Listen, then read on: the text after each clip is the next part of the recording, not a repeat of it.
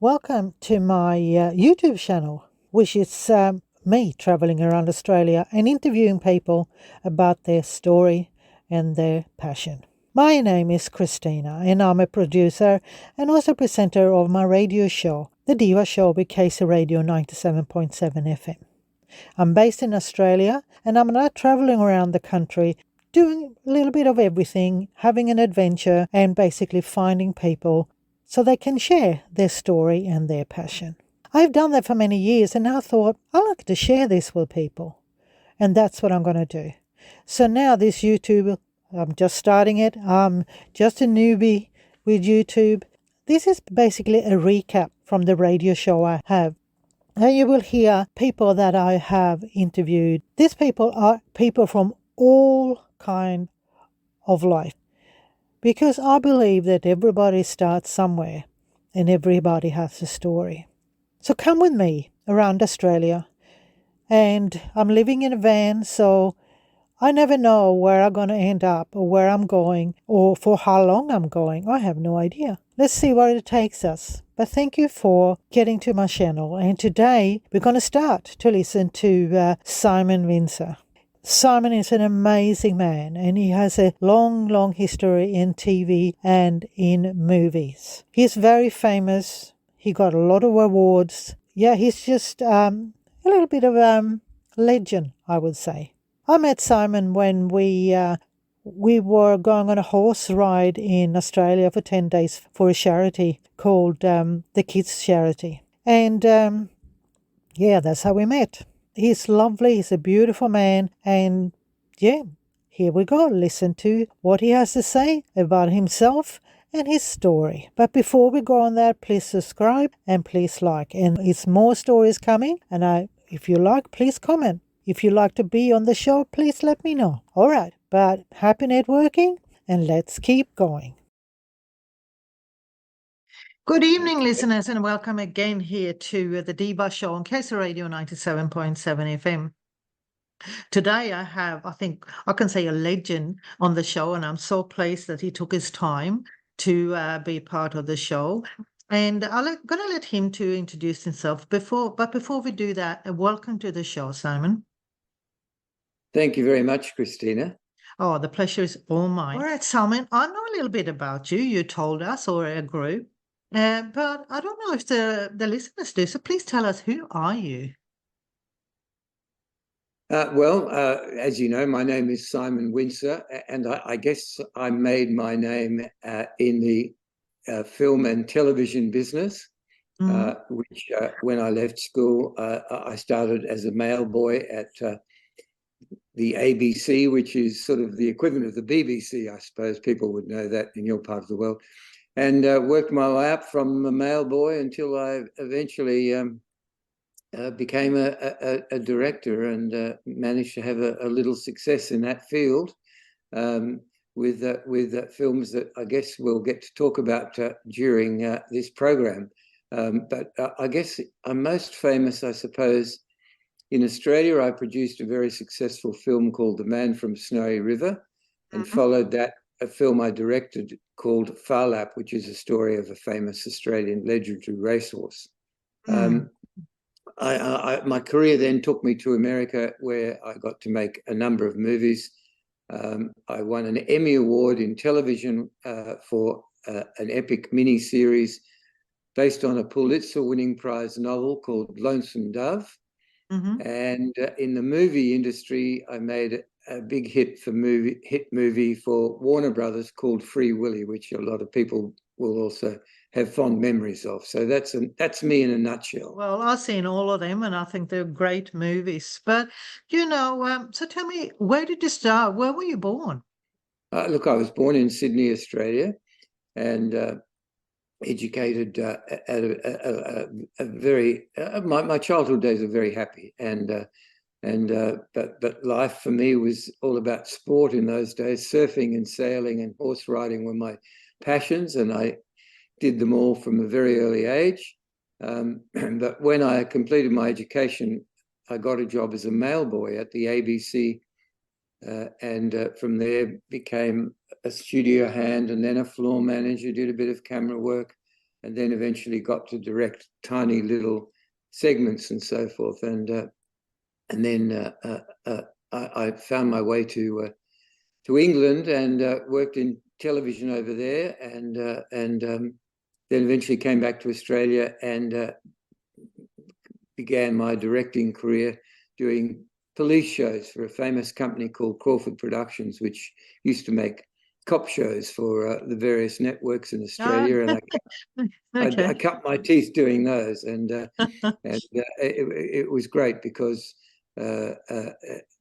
we worked on very low budgets, and it was always challenging, but you learned an enormous amount how to get things done when the chips were down, and telling a story quickly and efficiently on film. And then I did my share of commercials too. And how was that? Well, it was great. The thing about making commercials is that it's entirely different from making movies, in that in a commercial you have 30 seconds to tell a story, so you have to be very precise about moments to achieve the desired effect of the commercial. Whereas on movies, you've got 90 minutes or 100 minutes to tell a story, so it's a bit more leisurely. And in a way, making commercials was a great discipline in helping me my feature movie career. So tell me, what did your parents do? Well, my dad was in public relations, and he ended up as one of the founding members of Channel 10 in Australia.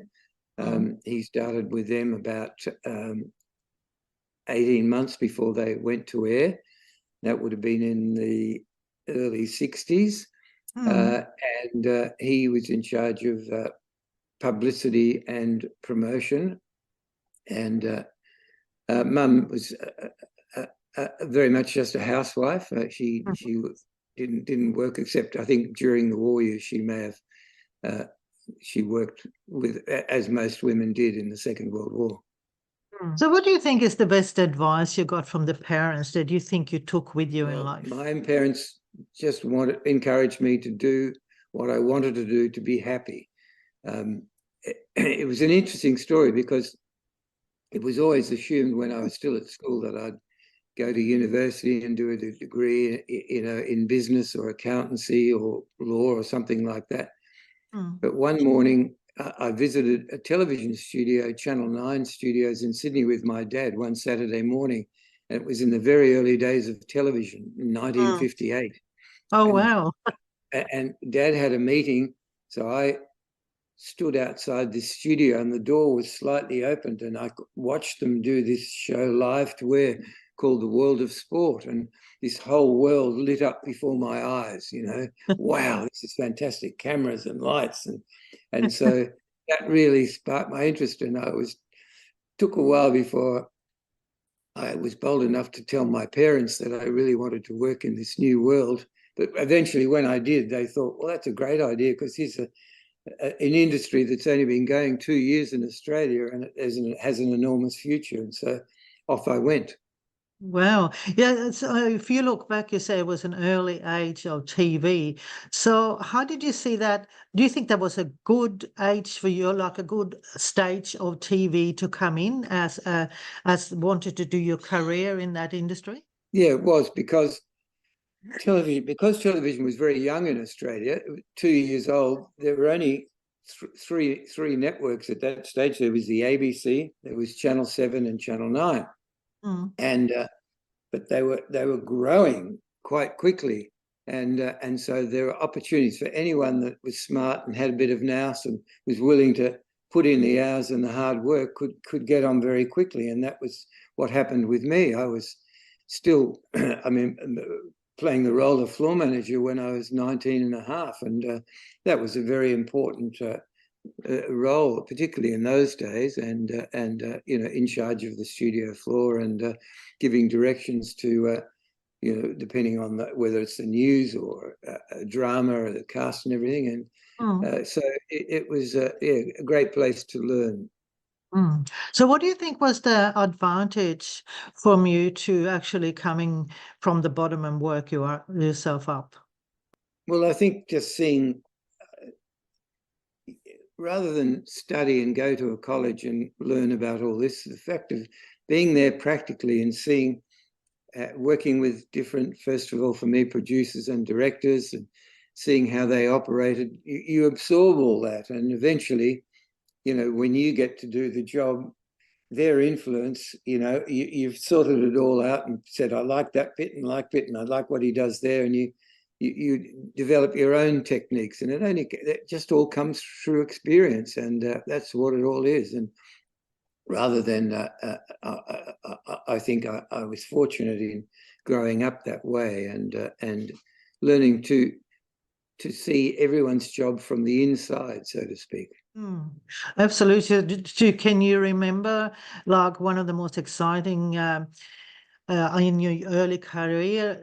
Did you get a promotion or something that was really exciting for you? No, I think probably the exciting was because everything in those days was live television. There was no videotape, no recording, and so or very, very limited and very primitive. So for example, when I was floor managing a drama which was 90 minutes, there's no going back. You just have to keep going. Whatever happens, you're live to air. And then all of a sudden, you hear in the director, chaos, one of the cameras gone down, so they have to compromise, but somehow you stagger through it. And that was, great experience. And, there was nothing like the countdown before going to air on a big live production, like an opera or something like that, which I floor managed one opera where the symphony orchestra was in one studio and the sets and the artists were in another studio, and somehow it all gelled and worked, so they were singing to a live orchestra, which was in the next studio, and it was amazing, But all great experience, and you learn with experiences like that to keep cool and calm and collected, and that's probably the best sort of thing that came out of that sort of experience. Yeah, I guess you really have to think on your feet then and be just impulsive and come up with something. Exactly.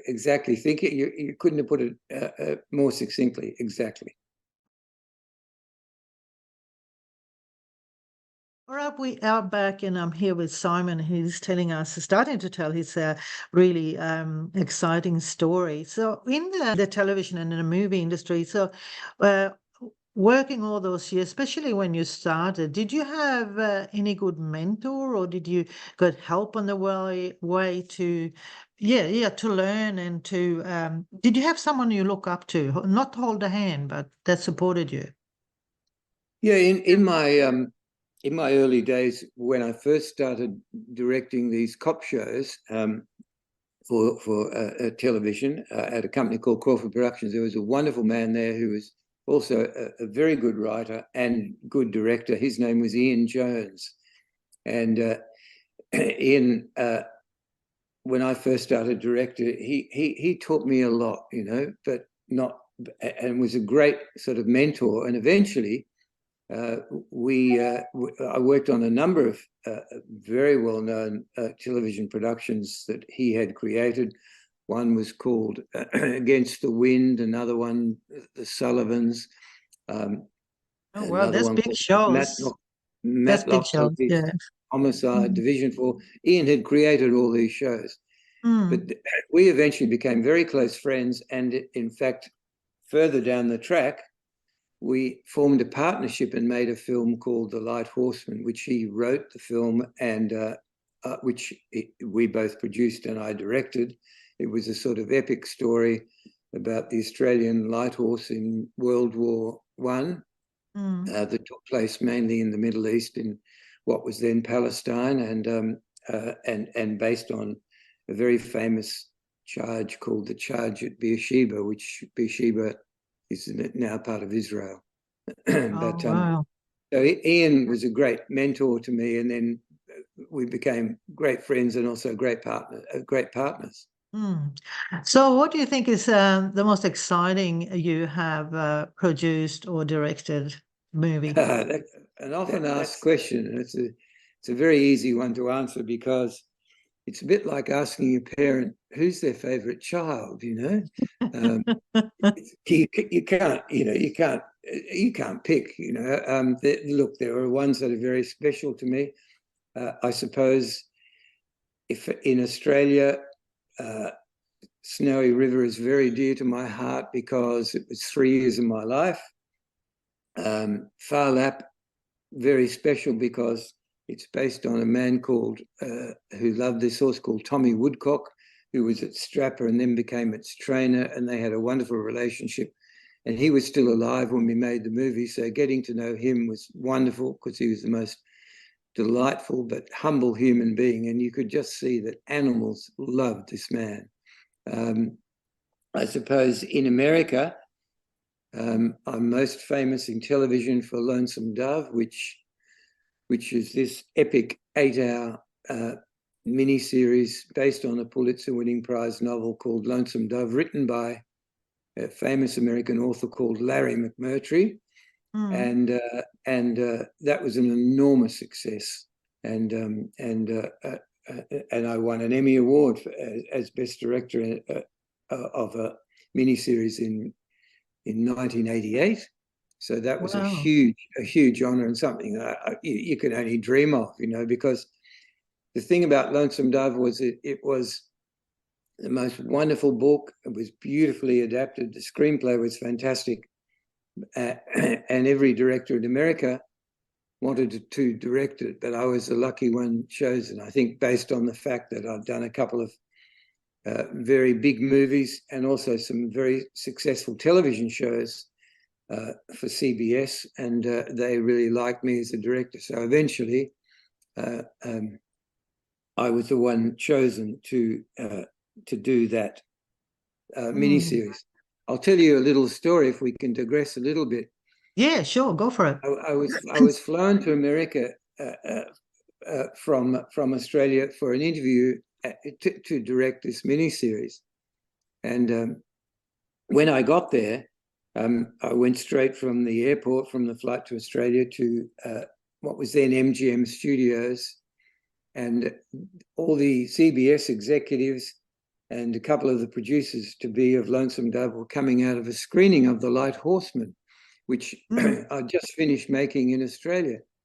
And there were smiles all over their faces, and they said, well, welcome to MGM, let's go and have lunch. Excuse me. So we went and had lunch, and it was decided that they really loved my film and thought I would be the good guy to direct Lonesome Dove. But there was one other person I had to meet, and he had the casting vote. His name was Bill Whitliff, and Bill had written, or he'd done the adaptation of Larry McMurtry's novel, and he was the writer and executive producer. So myself and the producer, Dyson Lovell, we caught a plane to Austin, Texas, which is where Bill lived. And I met Bill and his family. Lovely, lovely man. We really got on very well. And he said to Dyson, he said, look, I'd just like to take Simon out to dinner on his own to see his take on how he sees Lonesome Dove, just so we can get to know each other just one-on-one. So that evening we went to his country club, a beautiful country club, and sat down for dinner. And we, before we got chatting, we ordered our meal, and I ordered, I think, a prawn cocktail, and Bill ordered oysters on the shell. And while we were waiting for dinner, we started chatting, and eventually the entree arrived, and my prawn cocktail was given to me and the oysters given to Bill, half a dozen oysters on the shell. Bill cracked open the first oyster, and there was a giant pearl sitting in the middle of the oyster. And he looked at me and he said, I think this is a sign I got the job. Oh my God, that is wow. That's a nice little, there would have been a free meal then. Yeah, exactly. So when we finished the shoot, I got a lovely long letter from Bill handwritten, just on a foolscap page the day after we finished filming, saying he knew that Pearl was a sign and that I'd done a pearl of a job. And we became great friends. And sadly, he passed away only a couple of years ago. But he was a wonderful man, and we really hit it off. And the miniseries,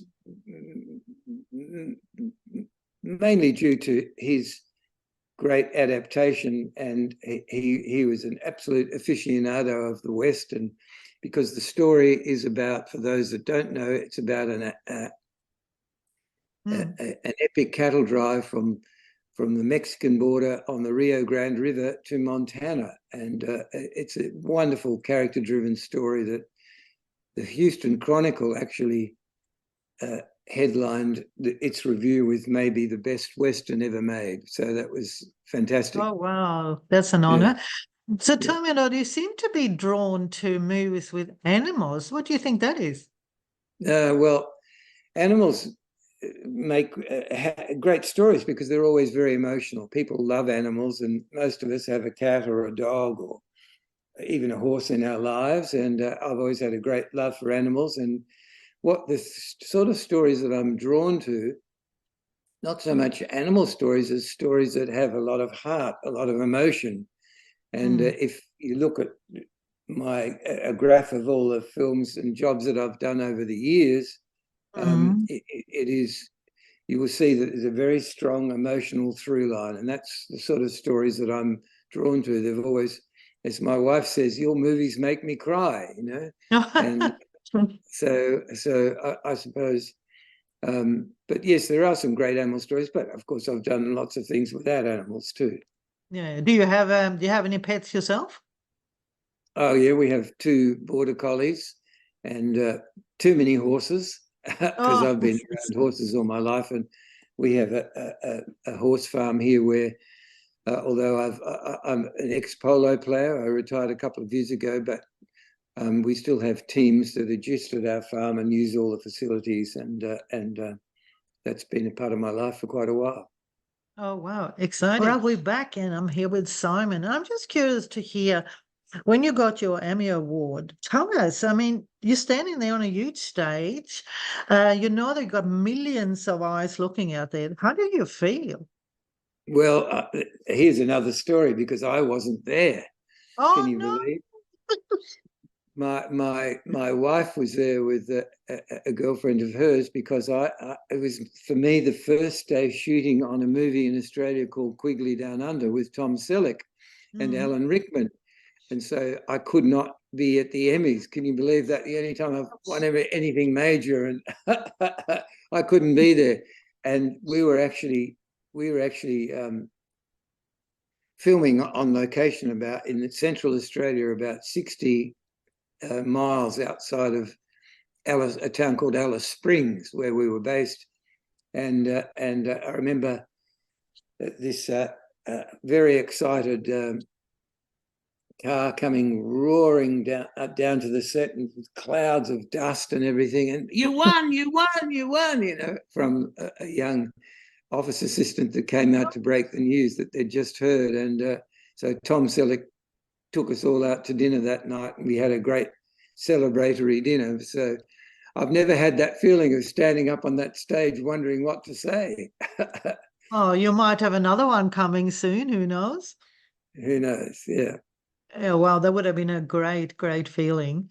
So, what do you think is the biggest change that happened now? If you look back at the film industry, especially in Australia, and then from when you started and now, I know it's a lot of technology, but is there anything else? Do you think, wow, that has changed? Look, the process still remains the same. It's changed, obviously, as you mentioned, technically a lot. But basically, your job is telling a story. And the fact is that ever since the dawn of time, men and women have been sitting around campfires telling stories. And that's what it's all about. You have to have a good story. It doesn't matter how good the actors are, or how good the cinematography is, or how good the music is. If you don't have a great story, it doesn't work. It's as simple as that. It's all about story, story, story. I think there's a famous adage that a lot of people use, and I've used too, called, if it ain't on the stage, it ain't on the page. No, sorry, if it ain't on the page, I beg your pardon. If it ain't on the page, it ain't on the stage. Yeah. And it's as simple as that. It all gets back to the script and just getting the audience to fall in love or hate the characters depending on who they are. And you have to have the audience involved, and that all comes through emotion and through great writing. So do you find yourself when you pick or you get offered a movie to direct, do you need to feel that emotion yourself when you read the script, or how do you work? Pretty much when a script grabs you, that's the ones you think, wow, this is interesting. How can I do that? That for example, the one thing in Free Willy was, how do I deliver that moment when the whale escapes to freedom, when he leaps over the seawall to freedom? We had how to figure that out and how to do it. That was one of the big challenges of that movie at the time, because it was in the very early days of CGI but no, it all gets back to getting the sound and music and picture and story combining to send a shiver up your spine. It's that simple. Yeah, but I guess being in your situation, I guess one job is not like another. One film is just have its own challenges and characters, and so it must be very, in my point of view, very inspiring, because you wouldn't have a boring day. No, you don't have a boring day. Every movie, it's a different group of people, obviously different actors. Quite often, although I have a team that I like to use, sometimes they're off on another movie, so you have to use someone else. So the group of people and the crew you surround yourself with, it's a different group every time. So the dynamics are always different, and that makes it interesting and different too. For example, working with an editor is one of the most interesting things, because he's not on location. He's back in comfort, he's not out in the jungle or in the desert, and so he can only be objective about the footage that he sees in front of him. It's quite often when you go and look at the first cut of the movie and sit down over the edit, you feel like you need an ambulance on standby, because it's very stressful and you want to thrash your throat. But one of the interesting things that happens is that an editor can only be objective about what he has in front of him. He doesn't know that somebody turned up late that day, so you couldn't get that shot, or the principal character's car broke down or crashed, and so you had to do it a different way. He's not. So he can just do what he's got in front of him. Here, I've got to make a scene out of this, and this. And that's one of the exciting things about the process, is that someone with a totally different point of view comes in at another angle, and you go, wow, I didn't think of it. Oh, that's fantastic. Or that's bloody awful. Let's put it back this way, But that's one of the wonderful things about the creative process. Yeah. Do you think you've always been a creator, even outside the movies? Pretty much so. Yeah, I think I guess so. Yeah, I mean, I've always loved music and theatre and since I was very young, and movies too, of course, but and lots of television. Yeah. Have you ever acted yourself, acting? Oh, very badly.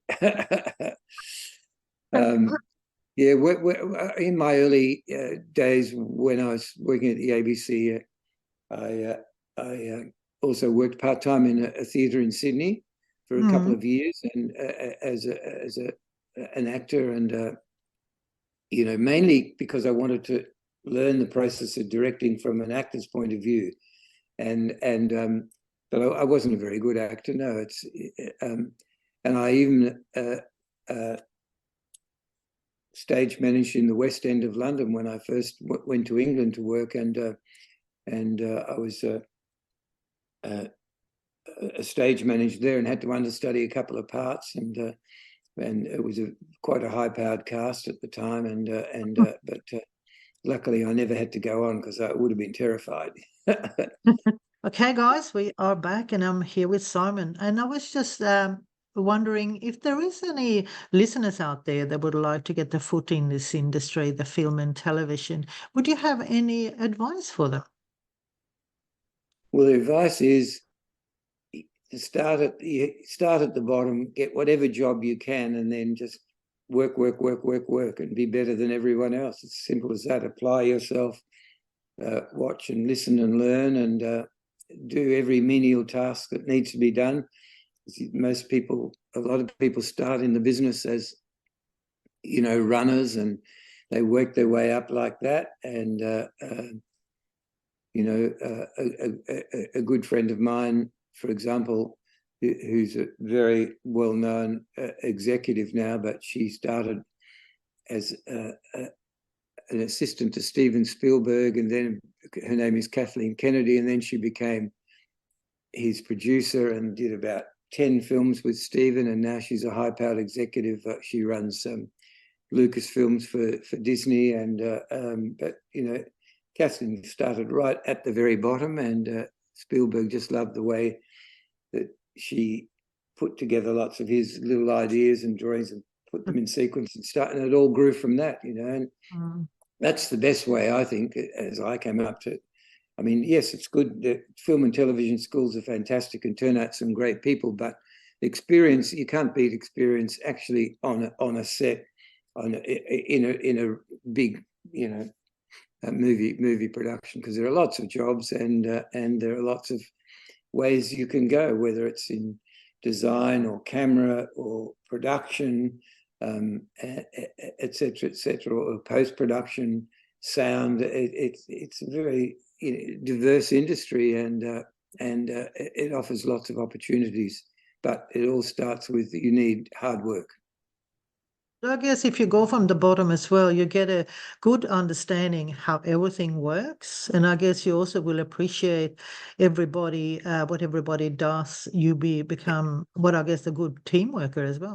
Absolutely. That's exactly right. You couldn't have put it better. Yeah. Oh, cool. All right. And so tell me, I know the passion is your passion for movies and film and TV, but do you have any other passions?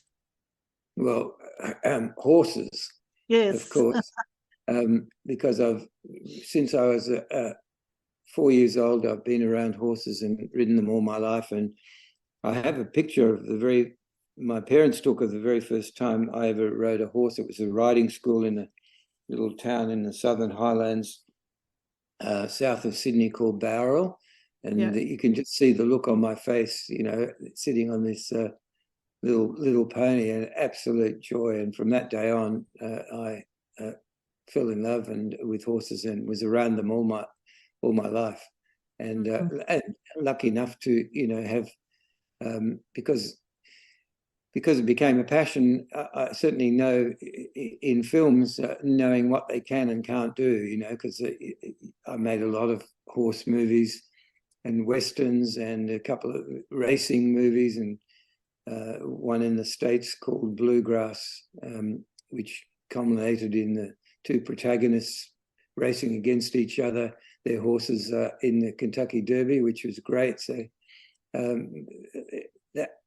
I suppose in a way it's been lucky that one of my passions I've been able to also have in my work, which is horses. But as I said sometime earlier, I have made movies that don't have horses, but the one thing that you'll see shines in those is that they have a very strong emotional core. Yeah. So I'm thinking also, you got a long career and you met a lot of people. How important do you think a good network is in this industry to move yourself forward? Yeah, it is important to. I suppose you build relationships as you go, and when I was still living in LA and working, pretty much your network is usually when you're in post-production, because when you're actually shooting, you're away on location, and it's pretty hard to network. It's a funny life. And then you come back and spend 6 months in post-production and editing and the sound and the music and all that sort of stuff, and which is a very exciting process. It's wonderful. But that's the chance you have to catch up with people and do a bit of networking and stuff. And you rely a lot on having a good agent too, because they are the ones that find the material for you and submit it to you. How would you like this? Or somebody sent us this script and they think it will really suit you, etc., etc. So yeah, a lot of it is important, but the bottom line is your track record. If your last job is a hit, then you get killed in the rush for the next one. After Lonesome Dove, for example, I was sent, I think, 102 scripts. Oh wow! Consideration. I mean, it was just ridiculous, and so that's the way it works in Hollywood. That's the way it used to work. Yeah. Of course, it's changed radically now because of technology and computer-generated images and stuff like that. But despite all that, for example, one thing I really admire about this wonderful film, Oppenheimer, is there is not one visual effect in the film. Not one. It's all done in camera. And that is unknown, but that's a gem. That's why it's not nominated for visual effects, because there aren't any. It was all created in front of the camera, which is thrilling, Wow, that's a skill, isn't it? Yeah, absolutely. Yeah. Yeah, wow. Yeah, and that kid, Christopher Nolan, who's a wonderful director, yeah. Yeah. Well, Simon, I have to say this has been a joy to listen to your story, and I know that the listeners think the same. So what we usually do, Simon, is that the listeners know the drill. They know that they can go back to the page, the Facebook page, which is the Diva Show with KC Radio 97.7 FM. And they can listen to this show again if you like to, or they can just pass it on to friends. So, and if they want, they can connect with you as well. So I have to thank you so much, Simon, for your time. And I'm thrilled. This is an honor for me. So thank you so much. Look, it's my pleasure, Christina. It's been fun, and I can talk forever about this stuff. So it's not hard for me, and it's been very nice. Thanks for the nice questions. Oh, well, we might have another one then a little bit later on, and you can keep going. I love stories. I think that everybody has a story. Everybody came from somewhere, and we all should sit down and listen to each other, because we always have something to learn. Stories are so important, as you just mentioned. Yeah, absolutely. It's all about story. Yeah, thank you so much, Simon. Well, hopefully I'll catch up with you soon again sometimes. You never know, but thank you so much. My pleasure. It's a pleasure, Christina. Thank you.